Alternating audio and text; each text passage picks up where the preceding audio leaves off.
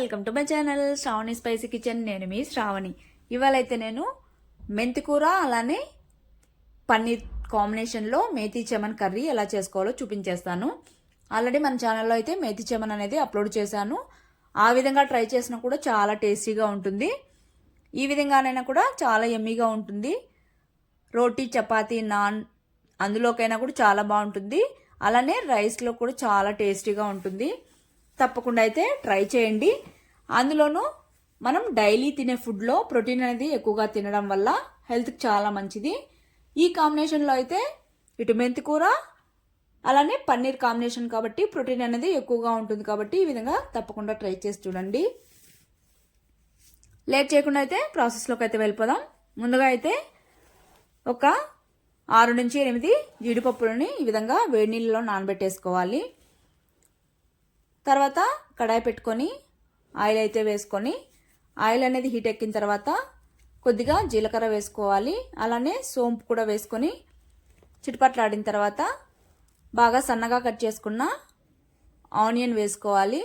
అలానే పచ్చిమిర్చి కూడా సన్నగా కట్ చేసుకొని వేసుకోవాలి.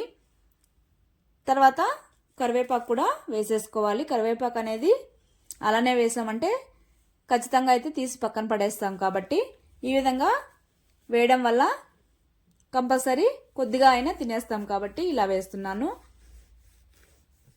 తర్వాత మొత్తం అన్నీ మంచిగా గోల్డెన్ కలర్ వచ్చేంత వరకు ఫ్రై చేసుకోవాలి. ఈ విధంగా ఫ్రై అయిన తర్వాత 1 స్పూను అల్లం వెల్లుల్లి పేస్ట్ వేసుకొని పచ్చివాసన పోయేంత వరకు ఈ విధంగా మిక్స్ చేసుకుంటూ మంటను లో ఫ్లేమ్లో పెట్టుకొని కుక్ చేసుకోవాలి. లేదంటే అడుగంటేస్తుంది. తర్వాత సన్నగా కట్ చేసుకున్న టమాటో ముక్కలు కూడా వేసుకొని టమాటో మెత్తబడి కాస్త గుజ్జుగా అయ్యేంత వరకు ఈ విధంగా ఫ్రై చేసుకోవాలి. టమాటో కూడా ఫ్రై అయిన తర్వాత ఇందులోకి స్పైసెస్ అనేవి యాడ్ చేసుకోవాలి. 1/2 స్పూన్ పసుపు, 1/2 స్పూన్ కారం, 1/2 స్పూను వేయించిన జీలకర్ర పొడి, 1/2 స్పూను ధనియాల పొడి వేసుకోవాలి. వేసుకున్న తర్వాత మసాలాలన్నీ మాడిపోకుండా మంటను లో ఫ్లేమ్లో పెట్టుకొని ఈ విధంగా మిక్స్ చేసుకోవాలి. ఇక్కడ మీకు కావాలంటే కొద్దిగా వాటర్ అయినా యాడ్ చేసుకోవచ్చు ఒకవేళ మరీ డ్రైగా అనిపిస్తే. ఇది కూడా ఫ్రై అయిన తర్వాత సన్నగా కట్ చేసుకున్న మెంతికూరను కూడా ఒక కట్ట వేసుకొని మొత్తం ఇందులోని పసరు వాసన అంతా పోయేంత వరకు సిమ్లో పెట్టుకొని నిదానంగా కుక్ చేసుకోవాలి. ఈ విధంగా కలుపుతూ ఇక్కడ మనం మెంతికూరని ఎంత బాగా వేయించుకుంటే టేస్ట్ అనేది అంత కమ్మగా అయితే ఉంటుంది. స్మెల్ ఏం లేకుండా టేస్టీగా ఉంటుంది. తర్వాత రుచికి తగినంత సాల్ట్ కూడా వేసేసుకొని మరో 2 మినిట్స్ బాగా ఫ్రై చేసుకోవాలి. అది కుక్ అయ్యేలోపు మనమైతే ఇక్కడ జీడిపప్పులను మిక్సీ పట్టేసుకుందాం. మిక్సర్ జార్లో మనం సోక్ చేసి పెట్టుకున్న జీడిపప్పులు అలానే 2 స్పూన్స్ పాల మీద మీగడ వేస్తున్నానండి. మీరు కావాలంటే ఫ్రెష్ క్రీమ్ అయినా వేసుకోవచ్చు. వేసుకొని బాగా సాఫ్ట్గా మిక్సీ పట్టేసుకోవాలి.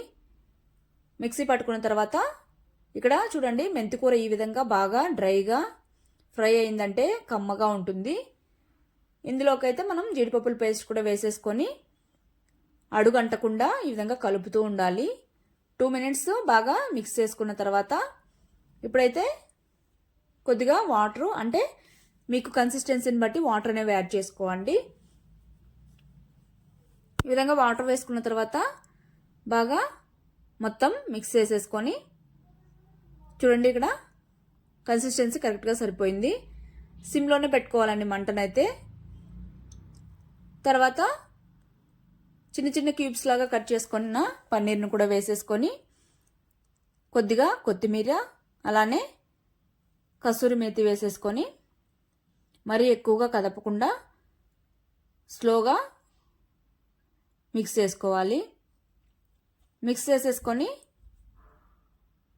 ఒక 3 మినిట్స్ కుక్ అయితే సరిపోతుందండి. పన్నీర్ కూడా త్వరగా కుక్ అయిపోతుంది కాబట్టి 3 మినిట్స్ కుక్ అయితే సరిపోతుంది. ఈ విధంగా మీకు ఇంకా కావాలంటే ఒక పావు స్పూను గరం మసాలా కూడా వేసుకోవచ్చు, నేనైతే వేయట్లేదు. చూడండి, పర్ఫెక్ట్గా అయితే మేతి చమన్ కర్రీ అయితే రెడీ అయిపోయింది. వేడివేడిగా చపాతీ కానీ నాన్ కానీ లేదా రోటీతో అయినా సర్వ్ చేసుకున్నా భలేగా ఉంటుంది. తప్పకుండా అయితే ట్రై చేయండి. ట్రై చేశాక మీకు ఎలా వచ్చిందో కమెంట్ చేయండి. అలానే నచ్చినట్టయితే మన ఛానల్ అయితే సబ్స్క్రైబ్ చేసుకోండి. బాయ్.